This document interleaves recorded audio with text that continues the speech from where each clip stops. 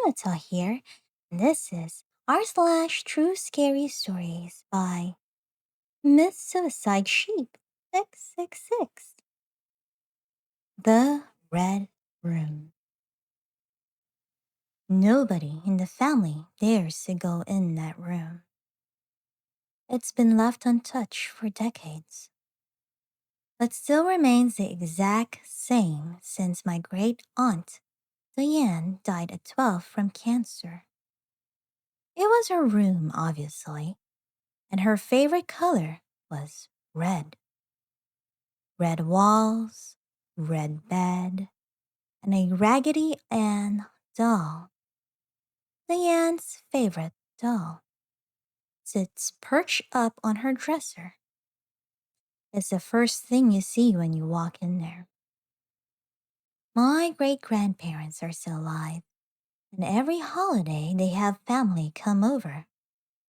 Nobody enters Diane's room. Not because they are not allowed to, but because everyone that ever goes in there feels this heaviness on their chest, like they can't breathe. I've only been in there for a few seconds when I was a kid, and I immediately felt my adrenaline spike and ran out of there. And this was before I even knew about Diane. Anyway, this happened to my cousin Jose. He was 7 years old.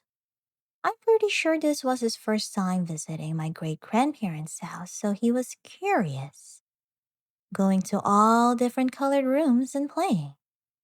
That's when he got to the red room. He was only in there for a few minutes until he runs out screaming and crying into my aunt's arms. He tells my aunt that the big kids in the red room are biting and hitting him.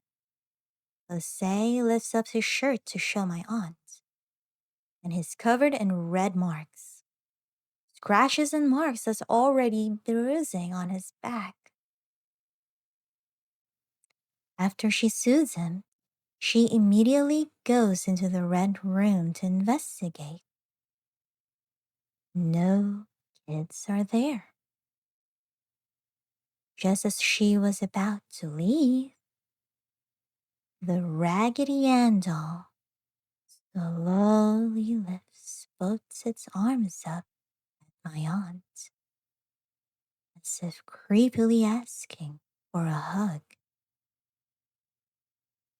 She screams and slams the door shut. I'm not sure if my great grandparents are oblivious or just don't want to acknowledge what happened in the red room. But I know they eventually moved the Raggedy Ann doll to storage, and I don't invite people to sleep in the red room anymore.